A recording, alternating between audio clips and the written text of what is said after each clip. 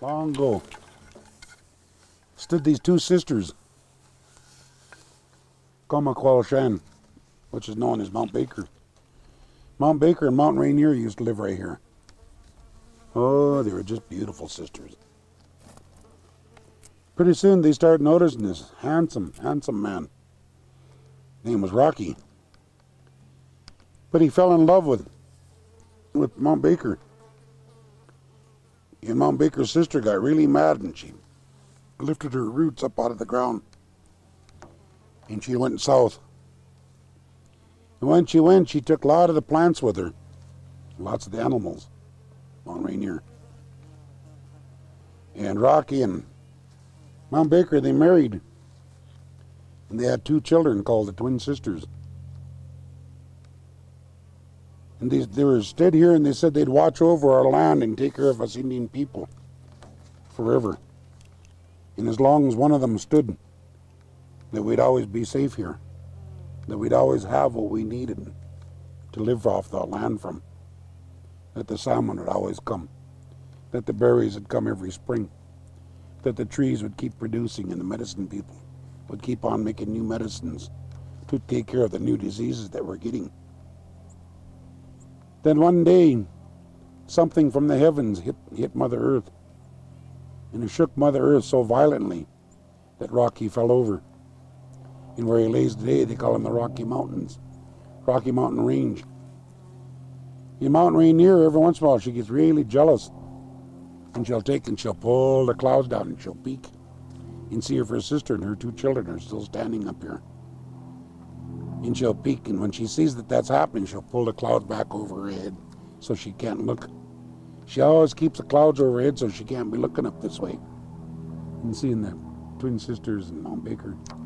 So you see over here is the beginning of the the Rocky Mountain Range. In these mountains, they're not, a door don't shut somebody out. It only shuts you in if you slam a door. In these mountains, they're like that. They're like a door. They don't shut us in or out. They're just there as a protector for us. If there was no mountains, we'd have straight winds right off the plains. By the time they got here, they'd be blowing so hard. But the mountains and the timber damper it and slow it down. So by the time we get here, it's like this. It's a gentle breeze, carrying songs on the wind of the standing people. If you listen with your heart, you can hear the timber talking to one another. If you listen with your third ear, you can hear the medicine people talking with one another. This breeze is blowing, you can see it on these medicine plants. A gentle breeze. It's not blowing me off from the log, it's touching me softly. And its words are soft, and they're soothing, and they're healing. And you sit here in the sun, so nice. And everything's free here. It's just like the light from the sun. The light from the sun don't cost nothing. It's free. But we're never satisfied. We have to go to the spawning bed of the salmon. There we go and we take the rocks and we make glass for our cups. We go there and we put dams across to make electricity. If you fly around in airplanes, you pull into cities late at night, 2, 3 o'clock in the morning, and you know that almost everybody there should be asleep. But all the city lights are on. Why? Because it's there. Why are the lights on? You fly in an airplane and it looks like they're having a big party going on. And you touch down in the plane and there ain't nobody there. They're all in bed. But here's all the stores all lit up. Their signs all flashing and nobody even around. But man's wasteful. He said there's no end. We can use all the electricity we want. There's lots of water to make it from. There's no end to the glass so the kids don't take care of their cups and glasses and breakable stuff. A long time ago they used to keep it way toward the center of the table so it wouldn't fall down and break. Now it just falls off the edge and break. They go downtown and buy another one.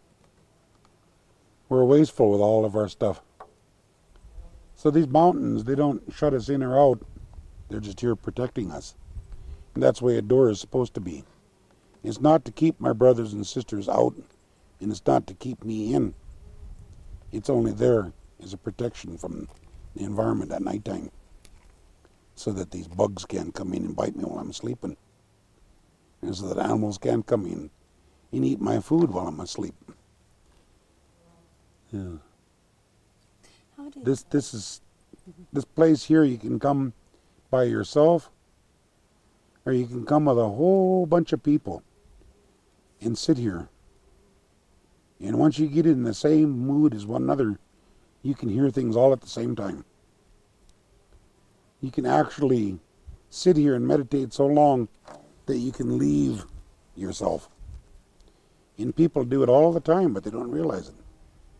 They say, they get someplace and they say, gee, seems like I've been here before. I know this place. I don't know how come I know it, but I know it. They've been there before. They drive down a road and they come around a real sharp corner and they step on their brake. And they come around a corner and there's a bad wreck. They didn't know that wreck was there, but they stepped on their brake before they got to it. If they didn't hit their brake, they'd have been involved in the accident. But they've been ahead of themselves.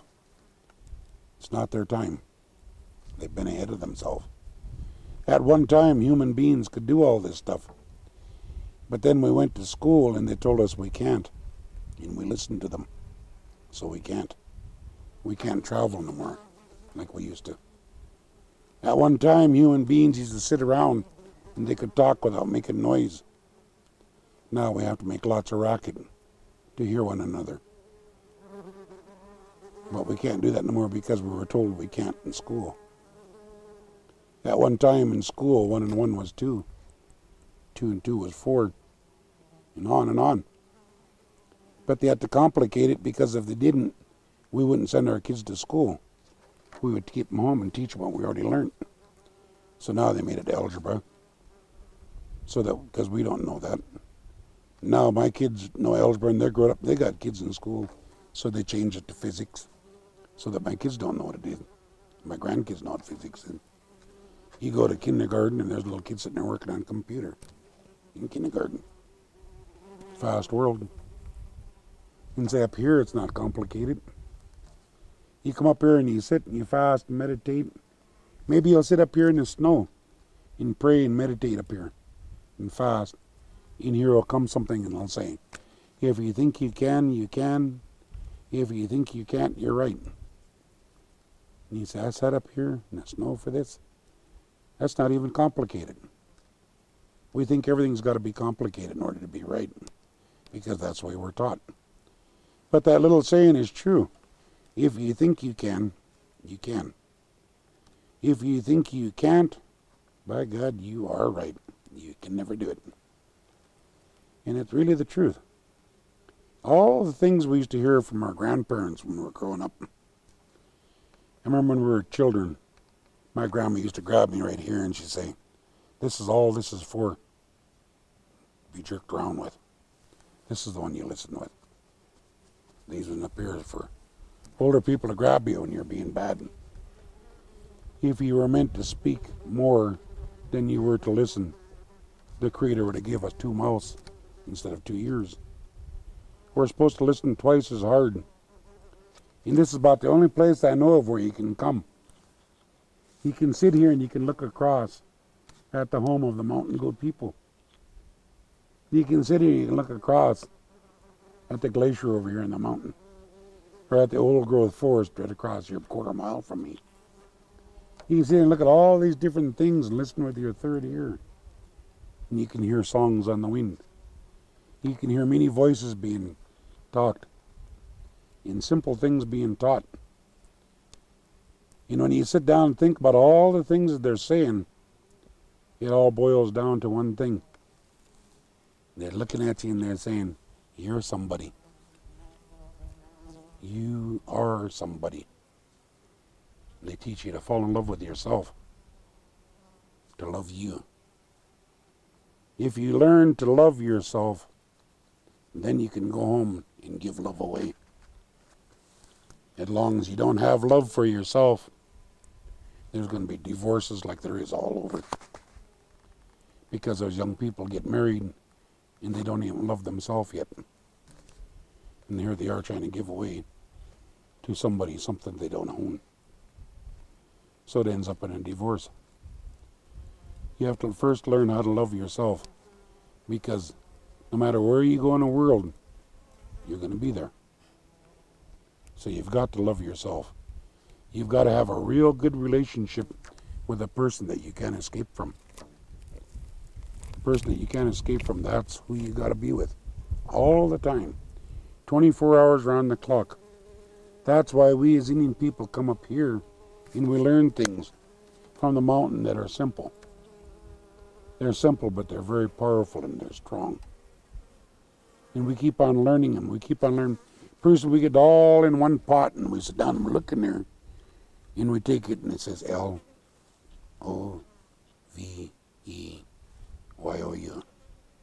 I love me. I love you. And that's all it is. There's nothing magic about it. It just teaches you to love yourself. It just teaches you to love yourself. We go down here and we get in the creeks and we take off our clothes when the two elements are fighting. When daylight and nighttime are having an argument as to who's going to win. Just when it's breaking daylight, we have our clothes off. And we're praying to the land of the water people, asking permission to enter their land. Once we go into that land, we face the north. And we ask it to wash away our eyes so that we can only see good things in this world. And we go under. We face the east where all things are born. The sun and the moon are born in the east. And we ask it to wash away our ears so that we can only hear good things that people have to say. Then we face the south. We pray and we go under. Asking it to wash away our mouths so we can only speak good words to people. Then we face the west where all things die. The sun and the moon die in the west. We say, fix today, fix yesterday, and fix today, so that I'm ready for tomorrow. I can't change yesterday. I can't change tomorrow. I don't have enough money or power. But if I lay a real good foundation today, tomorrow might be a better day. Heal my people. Heal my land. Let more people come to places like this and heal their bodies. Let them find out what this is up here in the mountain. And while I'm in that water praying, all of my positive ions are being washed off. And I'm getting negative ions back on. The only thing the human being does not need positive is ions. Overload of positive ions makes you argumentative, suicidal, irritable, just somebody that nobody wants to be around. You turn a 2-year-old child loose in the field, and if there's a mud puddle there, the child will find it. The first thing to do is get in that mud puddle water and then jump up and down. And the parents come over and they say, you stupid, get out of that one. Stay away from there. What's wrong with you? And the child knows if they move that water, they're creating negative ions. Not much, but they have enough knowledge to know that moving water creates something that they need. And they get a spanking for doing it. Plus, getting the mud on themselves protects them from the sun. It protects them from the bugs that are biting me right now. The old days we used to rub mud all over us. And it kept us from getting sunburnt. It kept the bugs from getting on us and biting us. And little babies know that. It's instinct. They know it. We go into the mountain, we fast and pray and learn that by swimming, we can get this from the water. You go to the colleges, you go to the cities, and you see any place where there's fountains, water squirting up, you see people sitting there. They go there, they don't know why. If you ask them, why are you throwing money in there? She did. Why'd you throw money in there? Well, he did. Why'd you throw it? She did. Nobody knows why they're giving an offering to that water. But something inside them tells them you have to offer something because you just received negative ions. So these fountains, they give just a little bit But there's enough to draw people to it. And they sit there and they feel that, and they're getting rid of their positive ions. A little bit negative ions are coming on, and they reach in their pocket and they turn around and they throw what they value. Money. They throw money. We come up here and we throw what we value. Our spirit. We say, here I am. Take me. Whichever way you're going to do. In other words, you can take my life. You can do whatever you want with me. I'm here. All I'm here is to learn. So we're saying, my life is in your hands. They're saying, my value is my money. Take it. Thank you, Siam. Thank you for getting this water and putting this on me. We're down here saying, thank you, Siam, for letting me see good in the world. Thank you for letting me hear only good stuff. Thank you for letting me speak only the good words. And thank you for healing. Healing yesterday, so I'm ready for now. Today. By doing this, I'm preparing myself for tomorrow. By doing this, I'm preparing myself for family life. That I'll be somebody worthwhile in my community. If I love me and I'm happy with myself, then I'm going to be an asset to my community. If I sit around with my mouth turned down, looking like I'm having a grumpy contest, and go around like that, growling at everybody, everybody in the community avoids you. They say, oh Jesus, here comes Kenny, let's go the other way. Don't want to be around him, a grumpy old fart. And people are like that. I mean, they don't like to be around grumpy people. It reminds them of their first grade teachers, their introduction into the school system, where they know they take and put you in school for 12 years. And after the end of 12 years, they very proudly give you the sheepskin, saying, here, we studied your growth for 12 years. We made you learn how to screw your neighbor before they screw you. We taught you how to go out and make a living and screw anybody to get the job first. It's not out there, let's be a win-win situation. It's out there dog eat dog, and that's what we're taught in the school system. Yeah, these are all the things that we hear up here in the mountain range. These are the things that we see and we listen to. And we go home and we don't throw it away, we spin it around and we look at it from all angles. And we say it's food for our spirit. We get home and our spirit looks at it and eats at it. And it takes all the best from the spirit world. And it takes all the best from the other world that we have to live in. And we walk with one foot in two worlds. And we take the best from both of them. And we try to give it to our children and to our grandchildren. And we try to give it to our wives or our husbands. So that they know that we're sincere. When we say, I love you, we want them to know that it's real. That it's not just a word that we're trying to get them in bed. It's not just a word that I'm trying to get in their purse, or I'm trying to get their job, or whatever. Sincerely mean, unconditionally, I love you.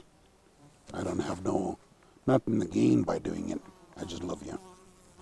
That's what we learn up here. That's what our church, so to speak, teaches us. When we come up here and it's cut down and they say, whoa, where do we go? They cut our church down. They say, well, there's more further up the road.